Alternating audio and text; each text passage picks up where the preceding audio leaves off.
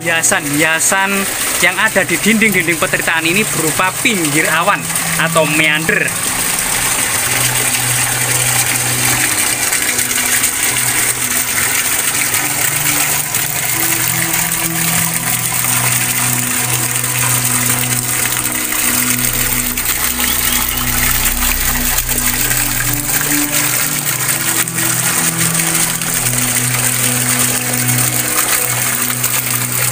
Guys, jangan lupa like, subscribe, dan komen ya kan.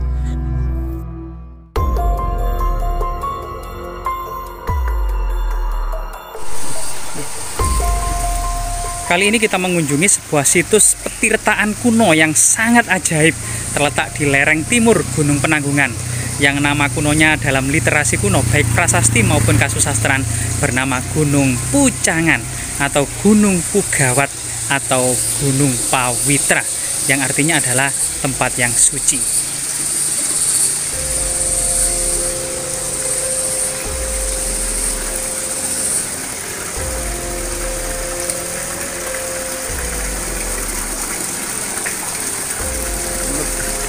Ya.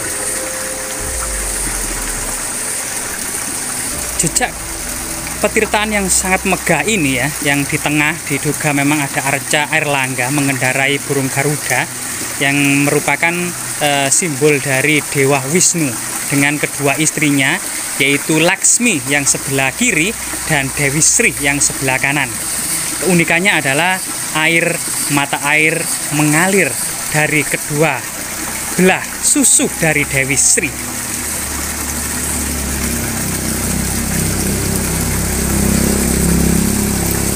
Sebagian besar petirtaan ini terbuat dari batu bata kuno era abad ke-11 Masehi ya. Bagian bawah memang banyak sekali balok-balok batu andesit. Artinya memang petirtaan yang megah ini pada masanya disusun oleh dua bahan baku tersebut. Balok-balok batu candi dan batu bata kuno abad ke-11 Masehi.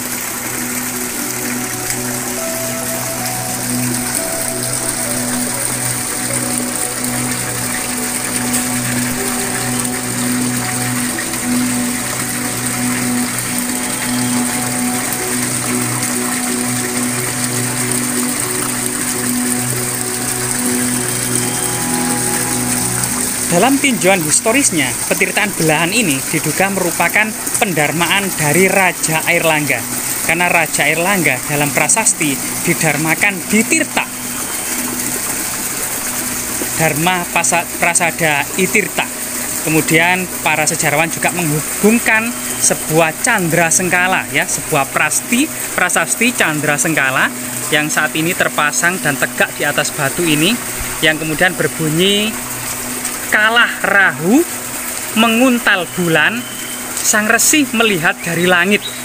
Nah, ini kemudian memiliki makna angka tahun yang jika dijadikan Masehi berangka tahun 1048 Masehi.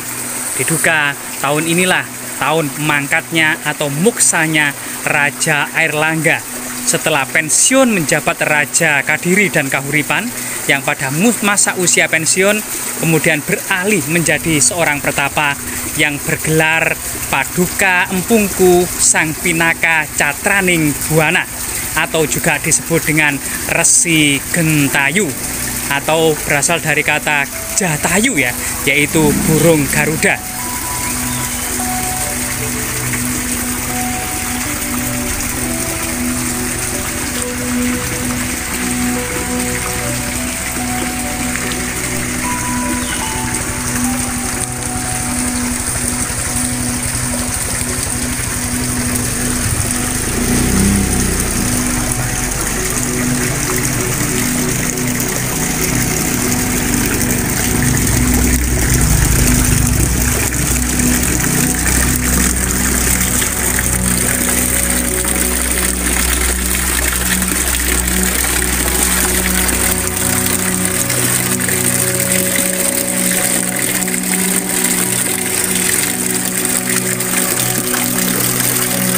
Sedangkan sumber prasasti yang tertua adalah prasasti Cunggrang yang tidak jauh dari lokasi ini, masih satu kecamatan yang terletak di Dusun Sukci, Desa Bulusari, Kecamatan Gempol, Pasuruan. juga memuat informasi tentang eksistensi sebuah asrama I Pawitra dan Sangyang Pancuran I Pawitra. Prasasti ini juga bisa jadi memuat informasi sebuah bangunan suci yang ada di lokasi ini.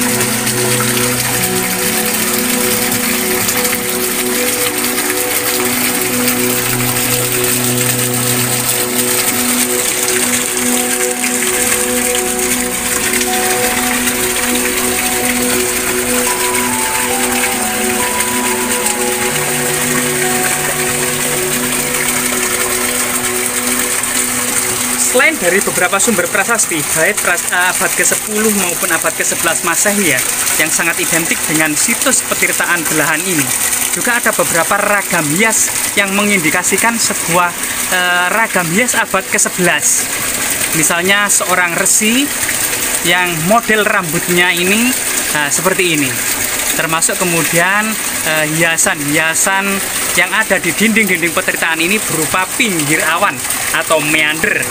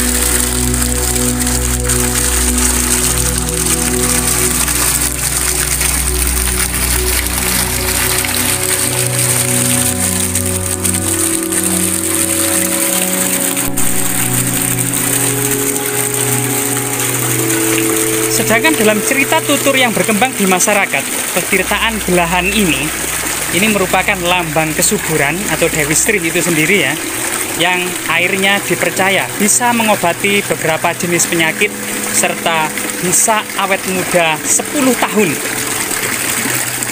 Terutama jika mandi dan ritual pada bulan purnama.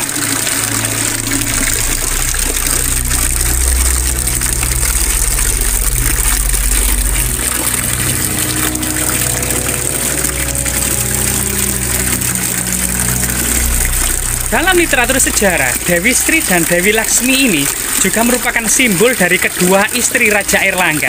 Sehingga setelah Raja Airlangga mangkat, maka terjadi perebutan kekuasaan di antara kedua putranya, yaitu Mapanji Garasakan dan Samara Wijaya, Raja Kediri. Sehingga susah payahnya Raja Airlangga ketika menyatukan Jawa Timur setelah mangkat atau muksa, kerajaan dipecah menjadi dua, yaitu Kerajaan Jenggala atau Kahuripan dan Kerajaan Panjalu atau Kadiri.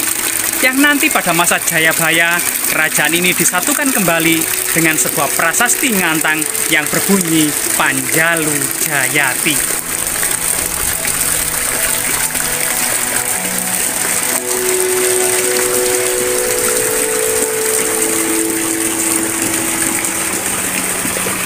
Sehingga inilah merupakan salah satu jejak sejarah yang merupakan bukti sejarah hubungan yang sangat mesra antara Jawa Timur dan Pulau Bali.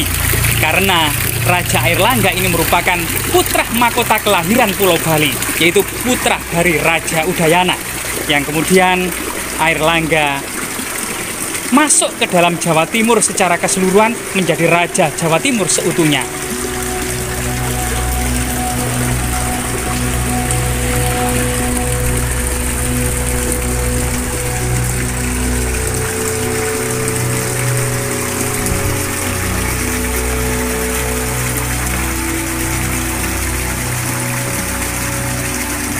Sejarah masa lalu Raja Airlangga memang patut menjadi pelajaran yang sangat berharga.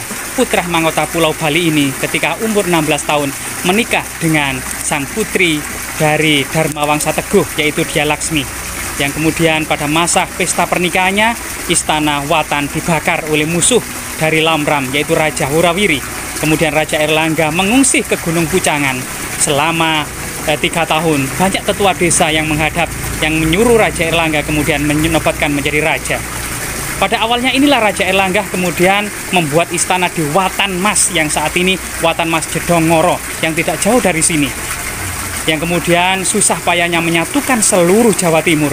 Bahkan istana Watan Mas telah dihancurkan oleh musuh dari Tulungagung yang bernama Dyah Tulodong dari kerajaan Lodaya. Akhirnya kemudian Airlangga mengungsi ke Patakan, kemudian membuat istana di Madander, Jombang, dan akhirnya membuat istana di Kahuripan. Setelah itu satu persatu wilayah Jawa Timur dipulihkan kembali sebagaimana yang kekuasaan mertuanya, yaitu Dharma Wangsa Teguh, dan akhirnya pada akhirnya menetap di istana Daha atau Kediri. Dan kemudian di usia pensiun inilah Raja Airlangga menetap di Petirtaan Belahan. Di bagian bawah ada jejak-jejak asrama Raja Airlangga, yang kemudian menobatkan diri seorang pertapa yang bernama Paduka Empungku Sang Pinaka Catraning Buana atau Resi Gentayu.